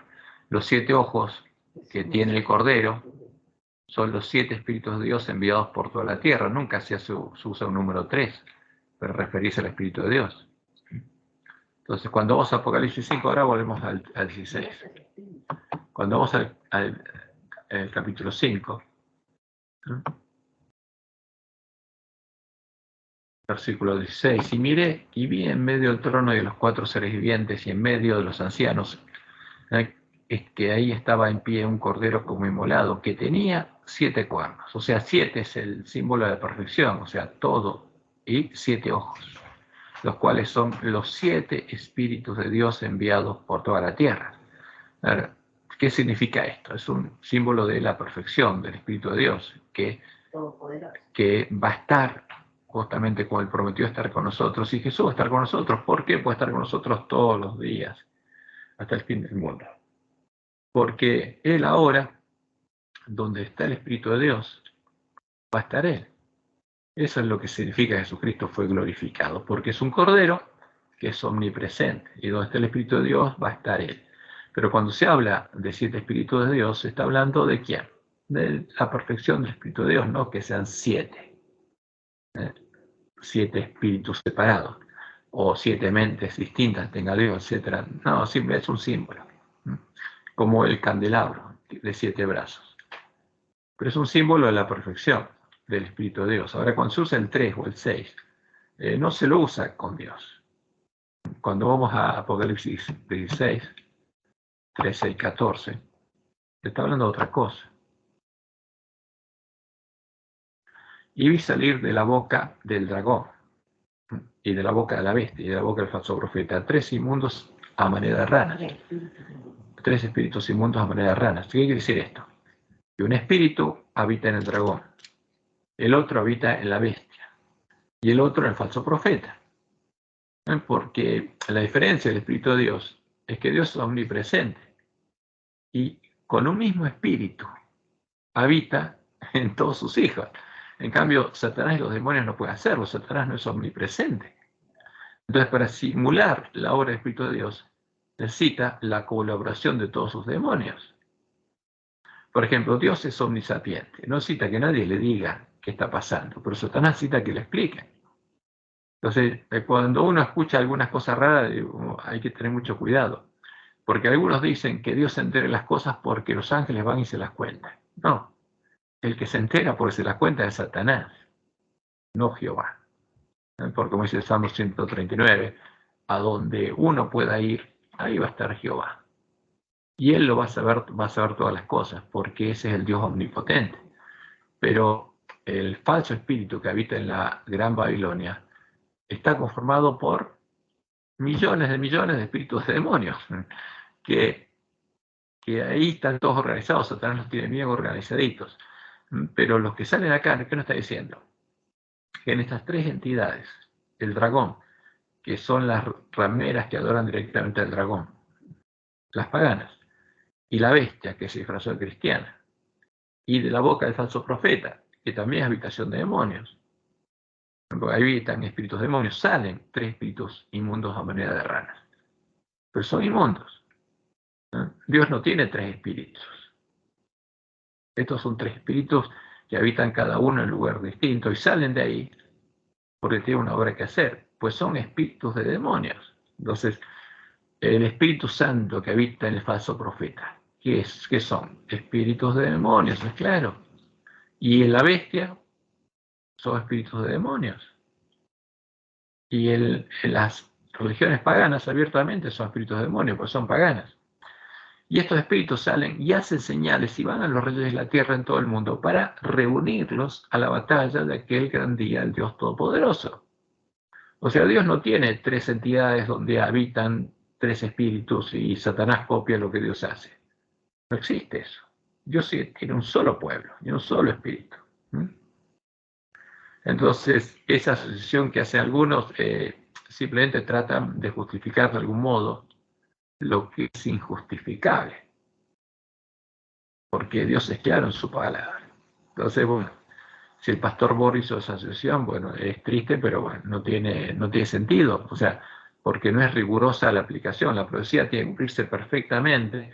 Cuando queremos aplicar a algo, una profecía, a lo que lo aplicamos tiene que cumplir exactamente con todos, justamente todos los símbolos de la profecía tienen que cumplirse, y la profecía se tiene que cumplir completamente. Entonces, no podemos decir que Dios tiene también 3 instituciones.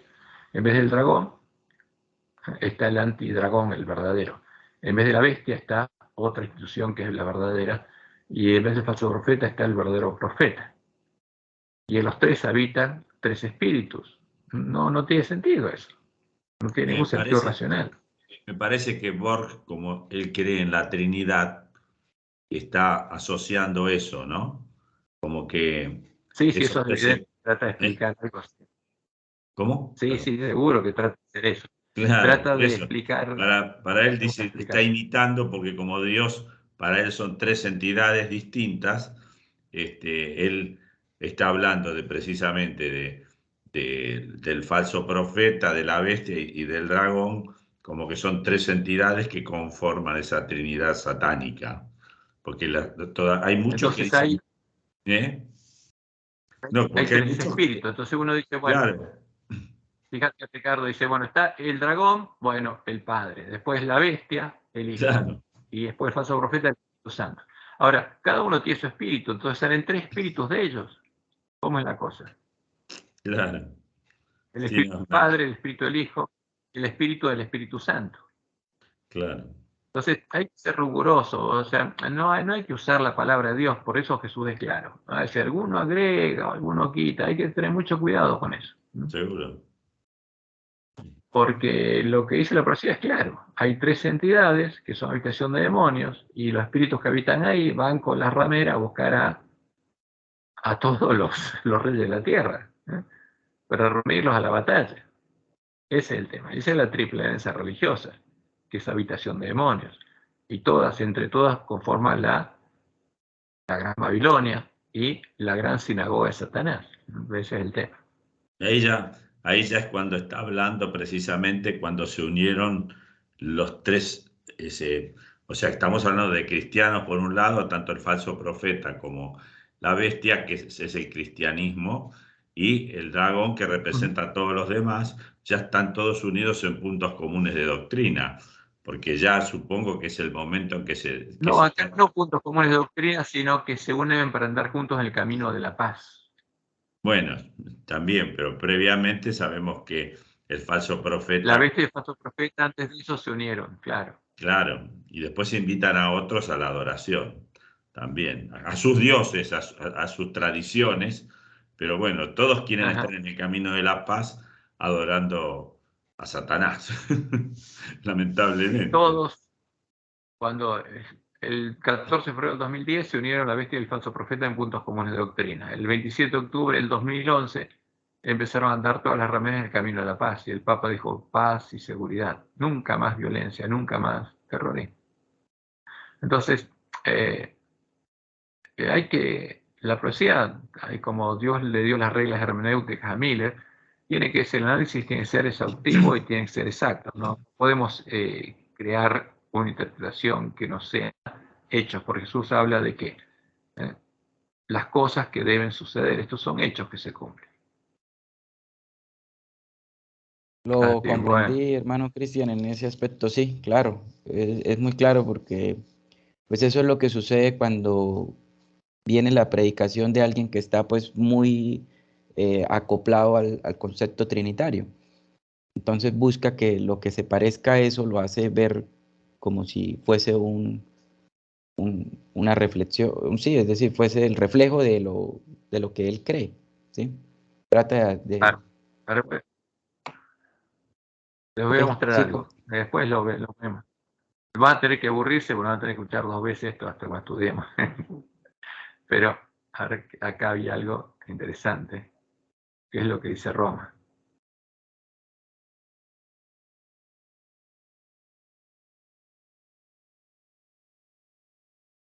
Que lo busco. ¿Qué es la teología para Roma? Fíjense. Porque en nuestra facultad de teología tiene ahora la aprobación de Roma, porque si no se enseñara la teología de Roma, no podría poner la Iglesia Adventista en una facultad de teología. Entonces, la facultad de teología de la Universidad Adventista de Plata tiene la aprobación de ¿quién? Del obispo de Paraná. Ahora, ¿qué dice acá? Fíjense, los padres de la Iglesia, este catecismo romano, artículos 228 y 229. Los padres de la Iglesia distinguen entre la teología y la oikonomía, designado con el primer término, o sea, la teología, el misterio de la vida íntima del Dios Trinidad. Entonces, cuando nosotros hablamos de teología, es el conocimiento del misterio de la vida íntima del Dios Trinidad. O sea, el que estudia teología estudia al Dios la Trinidad. Con el segundo, o sea, con la oikonomía, todas las obras de Dios por las que se revela y comunica su vida. Por la economía nos es revelada la teología de ellos, pero inversamente es la teología quien esclarece toda la oikonomía. Las obras de Dios revelan quién es en sí mismo, e inversamente el misterio de su ser íntimo ilumina la inteligencia de todas sus obras. Ahora, así sucede analógicamente entre las personas humanas. La persona se muestra en su obrar y a medida que conocemos mejor a una persona, mejor comprendemos su obrar. Entonces, todo este verso, ¿para qué decir? Entonces, como Dios actuó como Padre, Hijo, Espíritu Santo, entonces eso nos muestra que hay 3 personas. Dice. Y por eso el 2.29, y esto es lo mismo que está haciendo el pastor Borges, o sea, viendo de algo, tratando de ver, de inferir algo que Dios no dijo y que es contrario a lo que Él dijo. La Trinidad es un misterio de fe en sentido estricto, dice Roma. ¿Qué es? Es un misterio de fe en sentido estricto, no es algo que Dios reveló. Es un misterio de fe. Uno de los misterios escondidos en Dios que no pueden ser conocidos si no son revelados desde lo alto. Entonces, ¿qué dice Roma? Dios nos reveló ese misterio a nosotros. Dios ciertamente ha dejado huellas de su ser trinitario. O sea, Dios no definió la Trinidad, pero dejó huellas de su ser trinitario. Entonces buscan las huellas para ver, para justificar la Trinidad. Eso es lo que hacen. Entonces ha dejado huellas de su ser trinitario en su obra de creación y en su revelación a lo largo del Antiguo Testamento. Pero la intimidad de su ser como Trinidad Santa constituye un misterio inaccesible a la sola razón. ¿Cómo? Entonces Dios se lo reveló a ellos y ellos interpretaron las huellas que había dejado. Pero la intimidad de su ser como Trinidad Santa constituye un misterio inaccesible a la razón e incluso a la fe de Israel antes de la encarnación del Hijo de Dios y el envío del Espíritu Santo. Entonces, ¿qué pasa? Entonces, antes Jehová había revelado, pero cuando vino el Hijo y después el Espíritu Santo, por esas huellas, Roma entendió que era una Trinidad, que eran tres personas. Entonces, pero eso es lo que hacen muchos, o sea, ¿pero qué dice Jehová? No hay dioses conmigo. Entonces, ese es el tema. Entonces, ¿cómo hacemos nosotros? ¿Cómo hace Roma para definir su doctrina? Busca huellas de las cuales se pueda inferir algo. Pero no es una ciencia de Jehová. Al contrario, Jehová desmiente todo esto. Ese es el tema. Entonces, cuidado con las inferencias a partir de huellas, como dice Roma. Cuidado. Tiene que ser una ciencia de Jehová.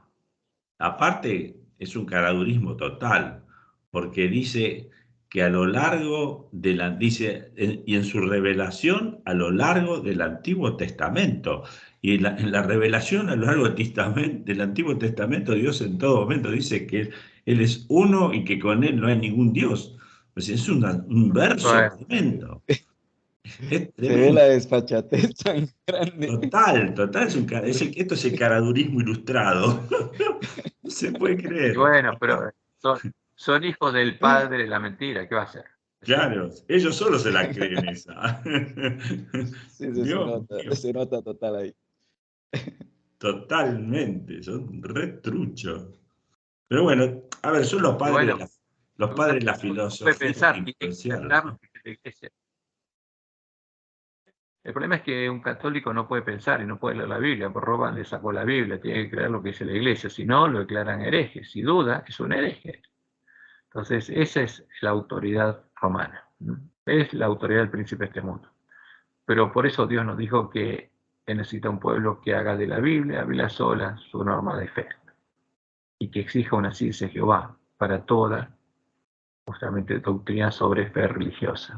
Todo tema de fe religiosa tiene que Dios mismo definirlo en su palabra. Bueno, pero esto es lo que hace Roma ahí. Hay algunos pastores nuestros que, porque los lobos de ovejas son profesores de teología y les enseñan, los educan y después los mandan adelante. Ese es el problema. Entonces, es un tema delicado. Entonces, al ver las abominaciones, cuando vamos a ver lo que están haciendo, todo viene de nuestras facultades de teología. Vamos a ver lo que se enseña ahí. Bastante delicado, porque yo ya he tocado por ahí algunos laudicenses y la verdad es un tema que produce mucha fricción. Sí, es bastante delicado. Claro. Entonces hay que mostrarle lo que Dios dijo, la profecía.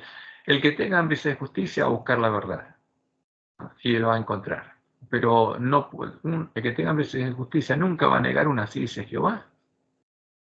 O sea, porque el que rechaza una ciencia de Jehová para creer en otras cosas, bueno, no tiene otra fuente, no tiene otra forma de salvación, porque rechazó la verdad.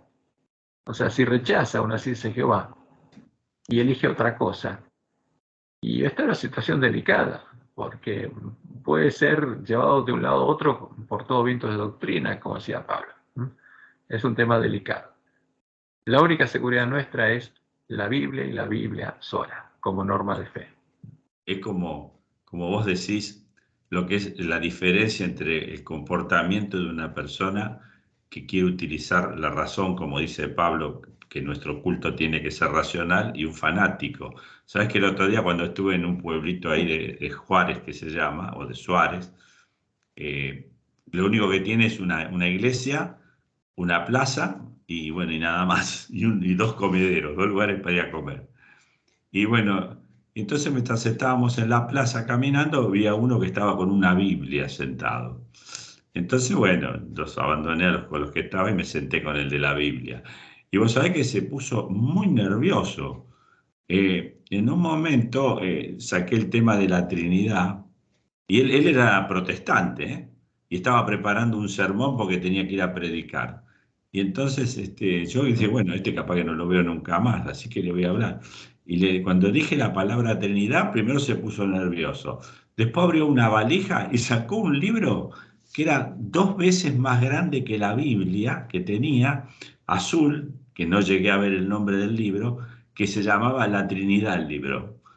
Y el tipo me dice, acá está todo lo de la Trinidad. Y yo me quedé, viste, como asombrado. Y bueno, entonces en un momento que yo le empecé a hablar del origen de la Iglesia Católica, etcétera, etcétera, se empezó a poner muy nervioso, muy nervioso. Y entonces me dice, mire, dice, yo tengo que ir ahora a Luján precisamente, a la radio que yo tengo, y estamos allí predicando la palabra de Dios. Digo, pero entonces vos sos católico. No, no, no, yo soy pentecostal, me dice. Uy, dije, bueno, peor todavía. Y entonces le dije, ¿querés que compartamos los teléfonos? Le digo así, yo te puedo ir orientando con algunas cositas mientras vos me compartís algunas de las tuyas, de lo que vos crees. Sí, sí, cómo no, hermano, sí, sí, sí, pero ahora déjeme que tengo que terminar de preparar el tema. Y se puso, pero muy nervioso, muy nervioso. Y cuando yo le hablaba de que nuestra fe tiene que ser, nuestro culto a Dios, ¿no? Tiene que ser algo racional y que tratemos de renovar el entendimiento, digo, porque hay mucha mentira atrás de todas estas cosas. Más nervioso todavía se puso. Y yo le citaba la Biblia y le mostraba en la Biblia, y no, él tenía ahí todo un coso que tenía preparado, que estaba armando, medio como que le descompaginé lo que estaba haciendo. Y bueno, yo le di mi teléfono, pero bueno, nunca me llamó, ¿viste? Era más que obvio que no me iba a llamar. Porque ya te digo, lo único que le generé fue que se pusiera nervioso. Al principio, charlamos, intercambiamos, mientras hablábamos de Jesús y todo eso. Pero después cuando entré con el libro de Apocalipsis y Daniel, ahí es como que dice, no, bueno, pero ese libro es como que no es revelado, ¿no? No, bueno, no, le digo, sino para qué lo dio Dios, qué sentido tiene. Pero bueno, viste, se puso muy nervioso, esa es la verdad. No es el tiempo de predicárselo, por eso no estaba preparado, no tiene necesidad de oír. Cuando llegue el tiempo de angustia van a tener necesidad de oír. Eso es lo que Dios nos dijo. Seguramente. Así que, bueno, espero que les haya servido. Hoy no pudimos hacerlo. Ahora está todo, hay paz acá. Justo cuando iba a empezar se armó un viento. Ahora está todo calmo. ¿Qué va a ser? Mañana espero que, o cuando lo veamos el sábado, espero que no llueva. Bueno, espero que les haya servido por lo menos el estudio que hicimos, ha sido más informal, más charlado para preguntar o compartir. Así que espero que les haya servido. Bastante, bueno, si no hay más hermano preguntas, Cristian. Okay. Bueno, me alegro, William. Entonces, Para mí bueno, también fue muy bueno. Me sirvió muchísimo, aprendí un montón de cosas. Gracias, Cris.